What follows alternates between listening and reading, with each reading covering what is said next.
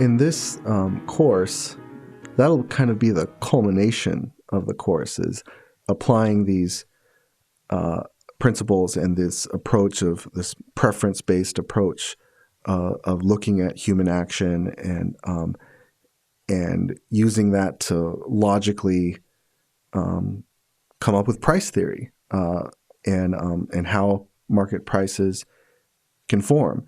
And Mises has this great quote where he talks about that price theory, that the formation of prices, that the price system isn't fundamentally about distributing goods in a certain way, a given set of goods in a given sort of way, that ultimately that it's about guiding production. And so then later when you talk about sort of the profit and loss and you bring prices into exploring a market economy, and then you can really see sort of how everybody ends up better off with this system. And so that will be what's really exciting about the second course. And so in the first course, like you said, that you automatically see just the mutual advantages of free exchange. And so that in and of itself is really inspiring in terms of capitalism and private property. But what's really fascinating to me about this first course is just the logic of it. Is just taking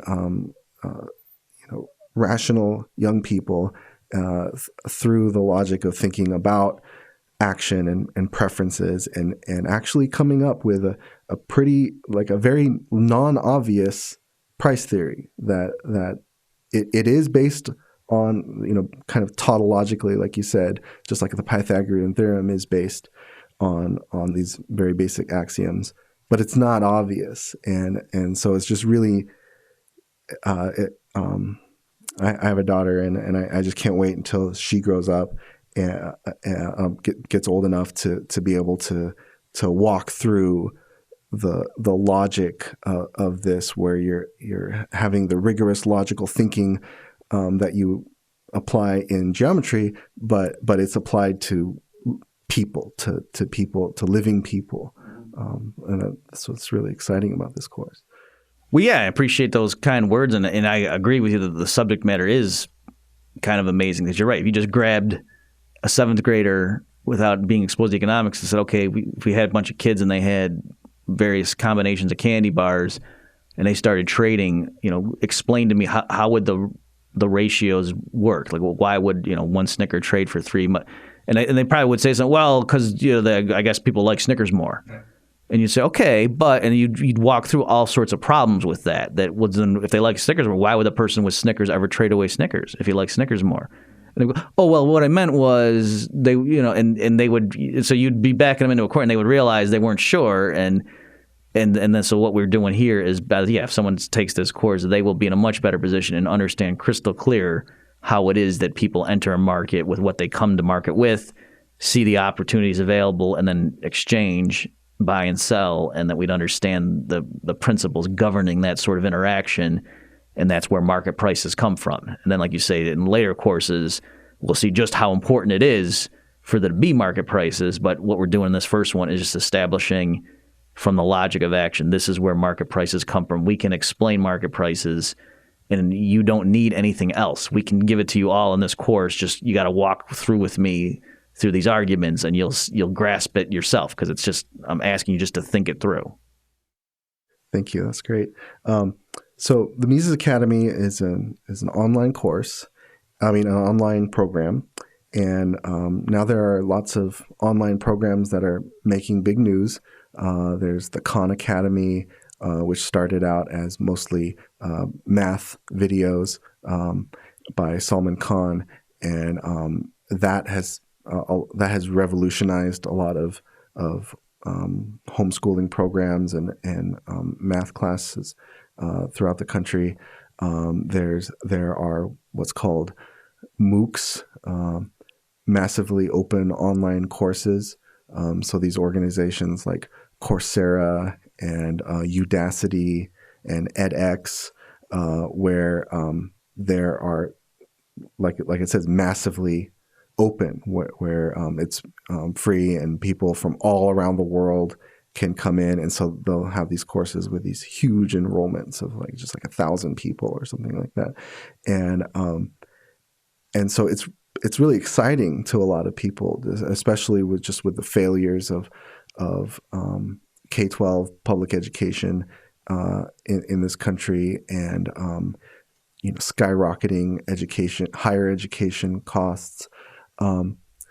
What do you see in the future of education, especially with regard to online education? Well, I'm really excited about it. I spent 3 years teaching in a regular college environment, and when I was there, I walked away thinking there's twice as many people going to college that should be. In other words, in my class, and I was even at a pretty selective liberal arts school. And I just thought half the people shouldn't be here. And sometimes when people hear that, there's, what are you saying? They're stupid? And no, that's not what I'm saying at all. I'm just saying there's no reason that many people need to be going and taking getting 4-year degrees, or at least the way the system's currently playing out. It doesn't make any sense. And just to say, well, what if it just became expected that everybody before entering the workforce would go get a PhD in something, and that's when you first apply for your first real job as a grown-up, you'd have a PhD in some field. Everyone could agree that would be absurd. That'd be crazy. And to say that doesn't mean, because not everyone's smart enough. It just means that would be a waste of their time. Why would they do that? And that's what I'm saying is true at the college level. And that if you didn't have all the government support and so forth. So what needs to change is, I think employers have to understand and stop expecting, when someone applies for a job and he or she doesn't have an official degree from some 4-year institution, that shouldn't be the kiss of death. That I think, and more employers are starting to realize that it's not necessarily a signal that this person, is undisciplined or must have been a troubled child or something, that they might realize, well, no, it's ridiculous how expensive college is, and maybe this person was, if they have 4 years work experience, so 2 candidates who are the same in all respects, and one kid spent the last 4 years getting a degree in English, and the other kid worked, as a mechanic somewhere. Well, maybe that kid has a lot more practical skills. So that's, I think, where the country is going, and probably the world as well. I'm not as familiar with other countries, but that's certainly what's happening here. So online education, I think, is great because there's instant feedback. Because that's the problem, too, with education is, so you go to school, and then for your major, you have all these requirements. And I got to take this course and this course, and then, I got to take Professor so-and-so at 10 o'clock because that's the only thing that fits my schedule, and I need that class. Even though I can't stand Professor so-and-so, and I've heard he's a horrible teacher. But that doesn't happen with online education, that especially when it's not accredited, where people, I know people are taking my courses at the Mises Academy right now, at least, because they want to learn, and they think it's worth it to them, and that makes me enthusiastic because I know they're there to learn. Whereas in my courses, I found that I was much more excited to go in and teach to upper-level economics majors who had taken my course when they didn't have to, because I knew they were signing up because they liked the way I taught and they knew they were going to learn a lot. And so I'd be excited to show up and have the 8 kids in that course, Austrian 2 or game theory or whatever I was teaching to the economics majors, because they didn't have to take that. Whereas if I'd show up for a principles course and I knew there were a lot of MBA students in there that had to take me, and they were bored out of their minds and they hated it. And I started hating it too, because I was almost apologetic. Like, sorry guys, we got to cover this stuff. And it was bad. And so you don't get that with online education. Everyone's there because the people want to be there, and then you can teach what you want. And there's, like I say, it's because of the availability, people can shift around. And so the good teachers are going to be able to attract bigger students, and that you have the whole world potentially as your customer base. And so you can afford, it makes sense to offer very refined courses on almost obscure topics, because there's enough people on planet Earth that might be interested to make it worthwhile to offer that.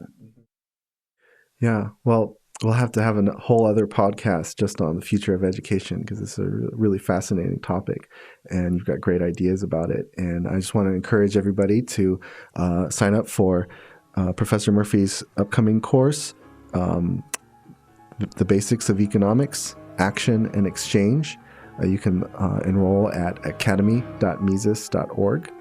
And thank you, Bob, so much for talking with us. Thanks for having me, Danny.